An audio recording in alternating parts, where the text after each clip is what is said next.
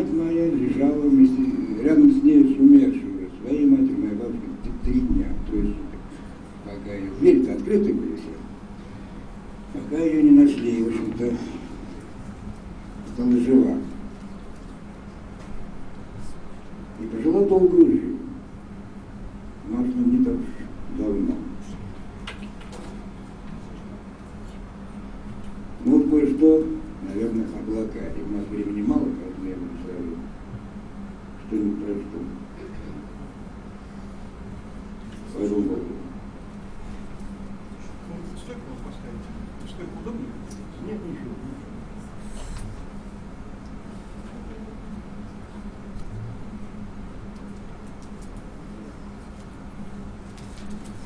Было, помню, коммуналка, шаг за кухонный порог.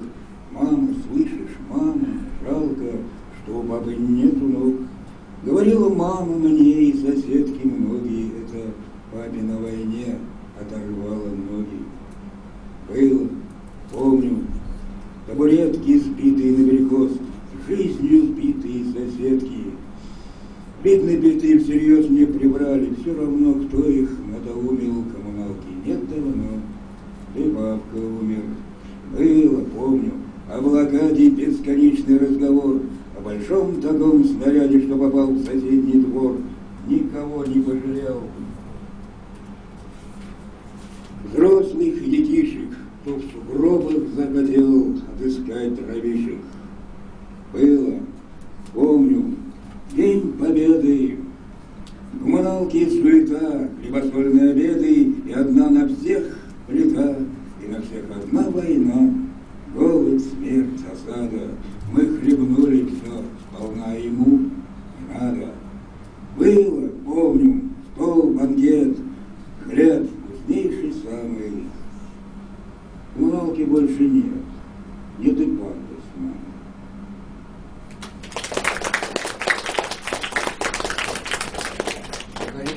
Конечно же, все помнят, рассказывают о войне, о блокаде. Куда это уходит?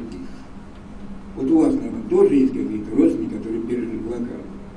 Дедушки, бабушки есть такие? Да. Ну вот, вам-то тоже рассказывают о этом. Времени страшно.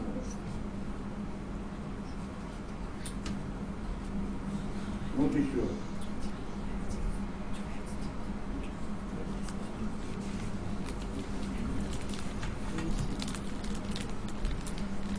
Тоже маме, я эти стихи она знала, я читал. Тоже относительно блокады. Мама, я помню ясно и представляю вполне, как жил с тобой на опасной уличной стороне, куда долетали снаряды с проклятой Вороньей горы и метроном блокады, и тихую смерть детворы в соседних домах напрасную возле родительских тел. Мамочка, помню прекрасно я, как умирать не хотел, глотая в младенчестве слезы, думая лишь об одном: не летят ли на нас бомбовозы, на опасный дом. Так, перед сном у окошка я вглядывался в небеса, твоя молчаливая крошка, улавливая голоса послевоенных прохожих, счастливых, как мой детсад, и засыпал. Похоже, бомбы на нас не летят. Мамочка, долетели. Через полвека вдруг расстрелян в упор, расстреляй, рукой наводила вокруг, разрушенными домами, заради деньги, без затей, какое им дело, дома. И до погибших детей во время какой-то блокады, какой-то другой стране. Мама, не плачь, не надо, я на твоей стороне. Это вот по поводу того, что вы еще мало знаете, не видели, сколько зданий разрушено уже после, особенно в последнее время, разрушено. Блокаду не разрушили, после блокады восстанавливали дома, а сейчас их сносят. Такое. происходит. Ладно, все, я потом, наверное, сборю еще, а сейчас у нас времени мало. Ты простишь что-то?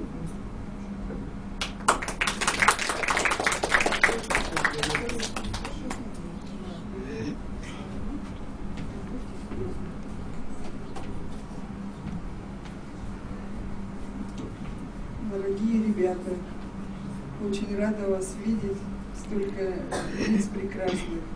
Спасибо Сергею Геннадьевичу, мы долго ждали эту встречу, готовились давно-давно, намечали с вами встретиться. Моя родина на Урале, у меня в семье,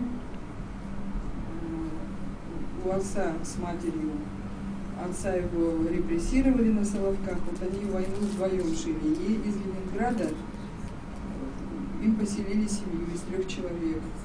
Мать, отец и девочка, дочка. Вот потом он после войны уже приезжал сюда, учился в лесготовтехникуме, приходил к ним домой. Хотели они его женить, но ему в родные края больше захотелось, он уехал. Там уже я родилась потом. Вот. Ну и, конечно, из его рассказов очень впечатляюсь я, когда его слушаю. Такое стихотворение. «И в жизни моей блокадное эхо явилось еще до рождения ко мне, и в наших Лукинцах уже в 41-м семью ленинградскую вижу во сне. Отец мой на тракторе долг отдавал свой, а было всего-то лишь 10 годков. Прогорклые зернышки с поля ребятам, еще лебеду и очистки с картох. Трудны были годы, и дух закалился. Не плачет мальчишка с седой головой, не знает страна их печальные лица. Детей, да и внуков ведут за собой, и даже на памятник сыну не может собрать. 15 нужно с крестом. И мы для себя попросить не умеем, ведь гордость для русских превыше всего».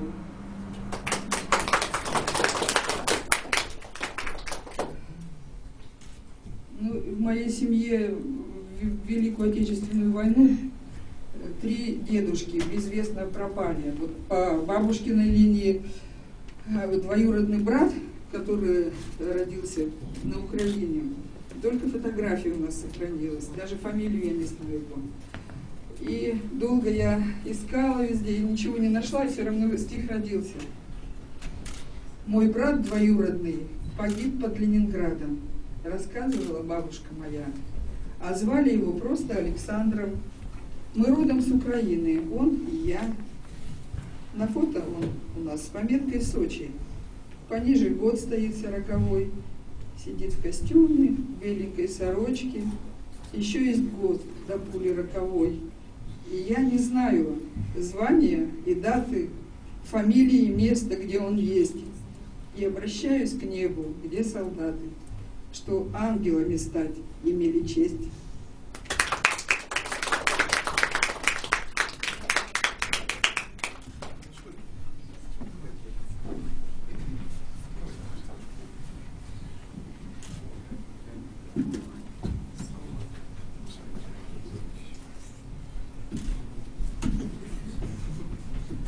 Ну, теперь я, наверное, попробую что-то исполнить. Один микрофон, гитару будет слышно все равно.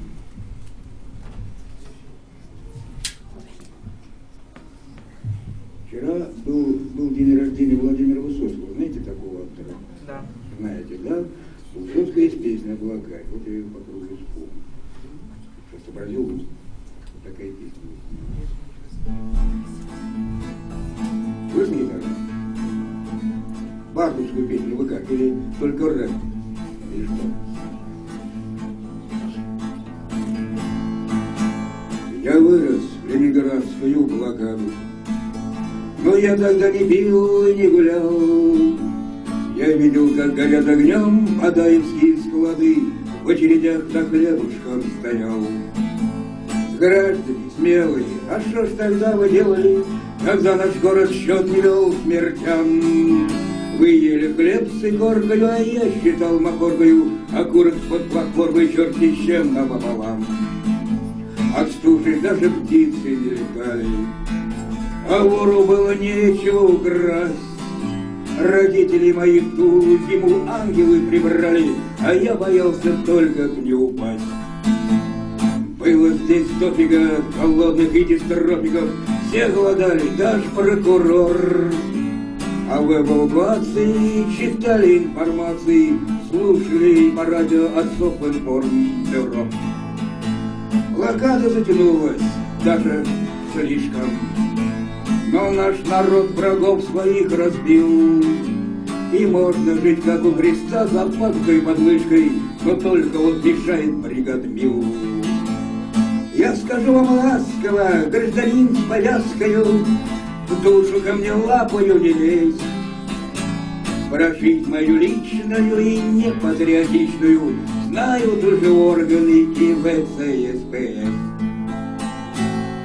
Что такое бригадмил и ВЦСПС, вы, наверное, даже не знаете.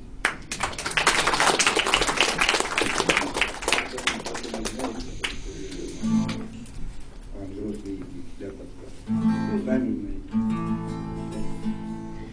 Облака.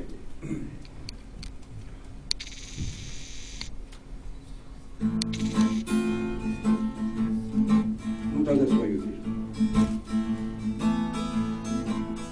На войне под Ленинградом за советский наш народ полегли в кольце блокады мы у Пулковских высот. Потеряла наша рота в рукопашной всех подряд. Братский холмик Сарабода вместо ворота наград. Братский холмик Сарабода вместо ворота наград. Под табличкой фанерной у березок молодых мы зажиты в 41-м, как святые для живых. С этой истиной простою, без вранья и без прикрас, не звездою золотою помяните спиртом нас. Не звездою золотою помяните молча нас.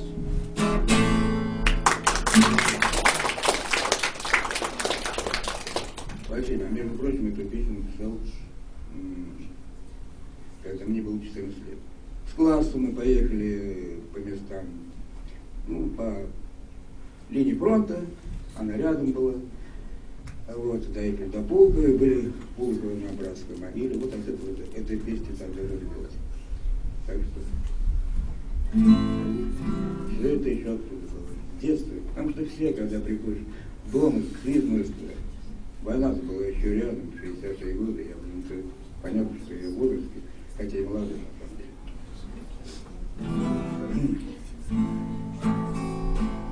Ну что, вам еще спеть?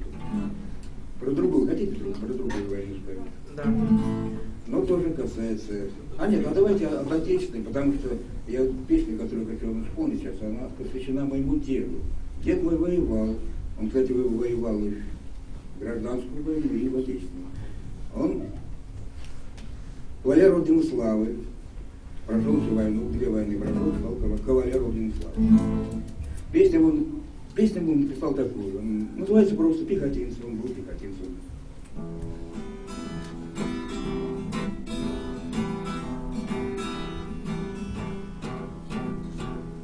Нам нельзя повернуть обратно за спиною траншеи в огне.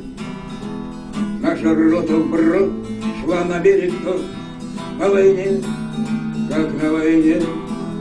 Наша рота вброд шла на берег, то на войне, как на войне. Автоматы у нас, автоматы, над продувшей водой пополам. От наркома нам по 100 грамм, а там будь здоров, отобьем плацдарм. От наркома нам по 100 грамм, а там будь здоров, отобьем плацдарм. И вот по нашей души 2 смертям не бывать, братва. через кавальер батальон, пантер гонит мертвая голова. Через кавальер батальон, пантер гонит мертвая голова. Но нет, им не прорваться по нашим распятым хребтам. 40 душ солдат под свинины скоту падут, но спасут плацдарм. 40 душ солдат под свинины скоту падут, но спасут плацдарм. Сказал неблагородный, даешь последний парад. Не жалея гранаты, я ползу, я рад Богу в рай или к черту в ад. Не жалея гранаты, я ползу, я рад Богу в рай или к черту в ад. Меня раздавили траки, рыдать не надо по мне. От разрыва душа вознеслась, спеша вслед Георгию на коне. От разрыва душа вознеслась, спеша вслед Георгию на коне.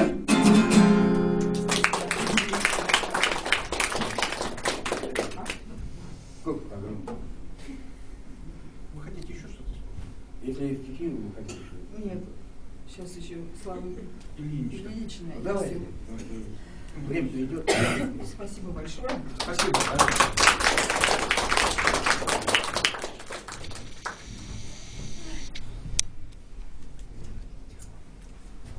Дорогие ребята, дорогие друзья, я хочу вам представить Славу Ильиничну Каштанову. Поприветствуйте, пожалуйста. У нее тоже легендарная семья. Ее отец Илья Барухович Голланд был известным фотохудожником в СССР. Он автор цветного фотоальбома «Москва», изданного в 1957 году при поддержке правительства к Международному фестивалю молодежи и студентов. В судьбе альбома приняли участие Фурцева, возглавляющая тогда Комитет культуры, и сам руководитель государства Никита Хрущев. Илья Голланд во время войны потерял обе ноги на спецзадании, а позднее ветеран Великой Отечественной войны, инвалид войны, стал известным фотохудожником в СССР. И я предоставляю слово, Слава Ильинична расскажет о своей маме.